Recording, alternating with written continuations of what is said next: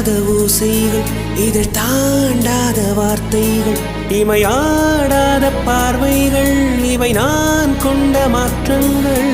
சொல் என்னும் ஓர் நெஞ்சம், எனில் என்னும் ஓர் நெஞ்சம், எதிர்பார்க்காமல் என் வாழ்வில் ஒரு போர்க்காலம் ஆரம்பம். இதயமே துடிக்கிறதா, துடிப்பது போல் நடிக்கிறதா, உரைத்திடவா மறைத்திடவா, ரகசியமாய் தவித்திடவா. ஒரு பெண்ணின் நிறைவென்ன செய்யும், என்னை